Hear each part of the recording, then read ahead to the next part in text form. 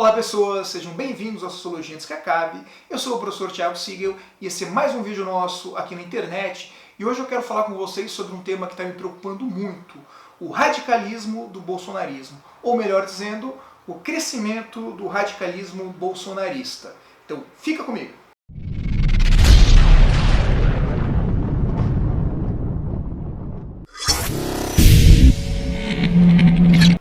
No último mês, a gente tem vivido essa crise da pandemia mundial e tudo mais, né?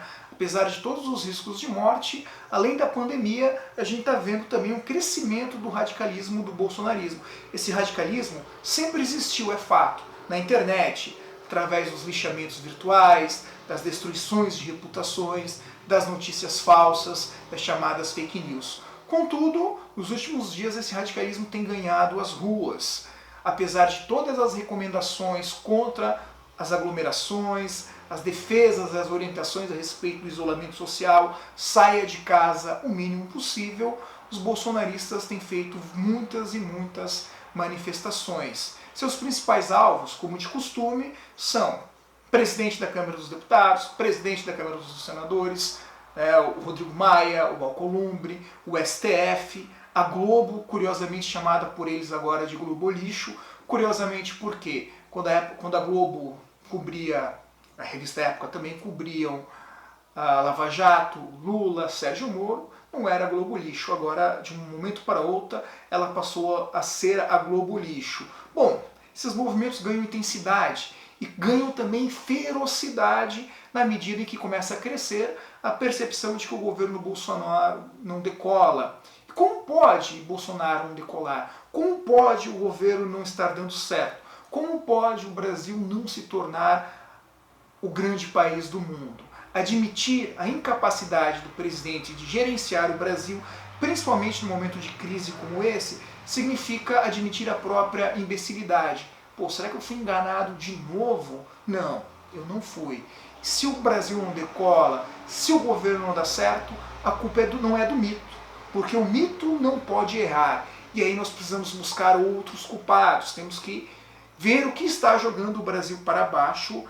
E é claro, não é o governo. Nesse caso, a desculpa de que o Bolsonaro herdou um país devastado pelo PT não vai funcionar por muito tempo. Eu acho, inclusive, que já não funciona. Afinal de contas, o PT deixou o poder em 2016. E vamos falar bem a verdade, deixou o poder em 2014. Porque 2015 e meados de 2016, a presidente Dilma basicamente não governou o país. Então essa desculpa não vai funcionar muito bem. Surge a necessidade de buscar novos inimigos, novos culpados. E aí aparece a Globo, porque afinal de contas, a Globo demonstra algumas das trapalhadas do governo. E eu falo algumas, tá? Porque a ideia de que a Globo não é alinhada ao governo é uma ideia meio boba. Afinal de contas, Bolsonaro só conseguiu aprovar a reforma da Previdência porque a Globo apoiou e apoiou muito isso. Aliás, em meados de novembro do ano passado, a Globo foi a primeira emissora a tentar vender a ideia de que o Brasil estava se recuperando economicamente falando. E o Congresso? Rodrigo Maia. Porque, afinal de contas, o Congresso não vota as medidas importantes para o Brasil. Mesmo que algumas dessas medidas nem tenham sido enviadas ao Congresso, como é o caso da reforma administrativa, que o Congresso não vota, mas o governo também não envia. E, é claro, o STF. Porque, afinal de contas, como guardiões da Constituição, o STF barra alguma das barberagens do presidente. Algumas, nem todas. E no final das contas, quando nem a Globo, nem o Congresso, nem o STF servem, o cidadão comum se torna culpado. Aquele que não votou no presidente e aquele que critica as medidas do presidente e também critica as medidas dos seus apoiadores. É idiotice fazer protestos agora no período de pandemia. E aí o que acontece? Você é acusado de torcer contra o Brasil. Você torce contra o Brasil, você fica feliz se o Brasil não dá certo. Se você discorda do presidente, se você discorda da atitude dos seus apoiadores, ou você é comunista, ou você é petista, ou você é defensor de bandido, ou você é um simples filho da puta que está torcendo contra o Brasil. Pensar virou crime contra a pátria. Você olhar aquilo que o presidente, o governo está fazendo e ver que não vai dar certo, porque não vai dar certo, você é um traidor. E aí o que acontece? Preciso lembrar vocês. A natureza abomina o vazio, mas o fascismo acolhe. O governo Bolsonaro é um vazio de ideias, e nesse caso é também um terreno fértil para o crescimento do fascismo ou do próprio fascismo. E do surgimento desse fascismo para a violência civil é um caminho curto e também um caminho rápido. Vamos a alguns fatos importantes aqui. Das manifestações do dia 15 de março contra o STF, contra o Congresso, que eles dizem ser em favor da democracia, um apoiador do Bolsonaro atirou numa menina, numa estudante na Avenida Paulista. Porque ela pensa diferente, porque ela não deveria estar ali, não importa. Tiro. Nas últimas manifestações do dia 19 de abril, um homem, um bolsonarista, agrediu com socos e pontapés uma mulher e seu marido em Porto Alegre. Em São Paulo, defensores do Bolsonaro fazem buzinaços, olha que coisa mais ridícula e mais violenta, em frente a hospitais dedicados a combater o Covid-19. Milhares de pessoas trabalhando lá dentro, arriscando as suas vidas para salvarem, para ajudarem outras pessoas, outras tantas lutando contra a morte, famílias sofrendo a dor e o pessoal debochando, criticando, achando de conta que o Covid-19 não existe. E o problema é que quanto mais acuado, quanto mais isolado e quanto mais questionado for então o bolsonarismo, mais agressivo e perigoso ele se torna. O presidente, é claro, se aproveita dessas manifestações para ganhar popularidade e junto com o presidente uma série de outros políticos oportunistas também se aproveitam disso. Na minha cidade, por exemplo, que é uma cidade pequena, também tivemos aí movimentos em defesa da intervenção militar, em defesa do presidente. E eu queria dizer para vocês que o perigo do fascismo mora justamente naquilo que essas pessoas estão falando, nas suas frases de efeito. E vou pegar duas como exemplo aqui da minha cidade para vocês darem uma olhada. A primeira diz o seguinte: Exército Brasileiro, proteja a nossa família contra os corruptos da Câmara, dos Deputados, do Senado e o STF. Uma característica da tolice da classe média brasileira.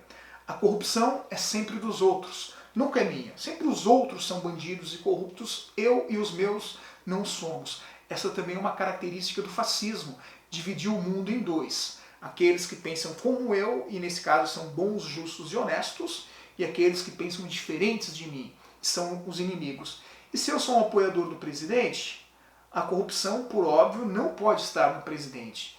Então não dá certo o governo por causa do STF, não dá certo o governo por causa da Câmara dos Deputados, mas não por causa do presidente.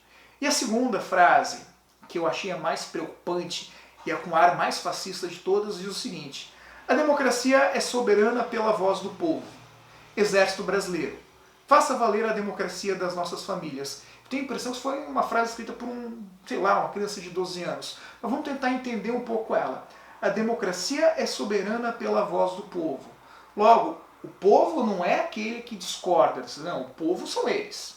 Se você pensa diferente disso aqui, você não é o povo. Você é outra coisa. Você é um comunista, um petralha, mas você não é o povo. Exército, faça valer a democracia das nossas famílias. De quais famílias? Só das famílias deles? De qual ideia de família? Só dessa ideia tradicional de família? As outras não merecem democracia? O que o exército deve fazer com essas outras famílias? Prender, torturar, matar, proibir? O que deve ser feito? Essa frase não faz sentido. Ela entra justamente naquele vazio de ideias. E por ser um vazio de ideias, o fascismo acolhe isso. E nesse caso eu quero dizer para vocês que o Brasil corre um caminho bem perigoso se continuar assim. Além dos milhares de mortes provocadas pelo Covid, podemos ter muitos outros. A violência pode se tornar um caminho, inclusive, de mão dupla, porque esse pessoal que está apanhando hoje pode querer devolver isso. E aí mora o perigo. Eu tenho certeza que existem milhares de pessoas dispostas a matar no Brasil. A violência faz parte da nossa cultura. Tenho certeza ainda que existem milhares de pessoas dispostas a matar pelo Bolsonaro. Porque, obviamente, existe uma identificação muito grande entre o gosto pela violência e o gosto do presidente. Mas a pergunta que fica: será que existem também pessoas dispostas a morrer pelo presidente, a morrer pelo bolsonarismo? Espero profundamente que não. Pois bem, se você gostou desse vídeo, curta, compartilha. Não se esqueça de se inscrever no canal. Se você, assim como eu, está preocupado com esse radicalismo crescente, deixe aí nos comentários. No mais, um forte abraço a todos e valeu!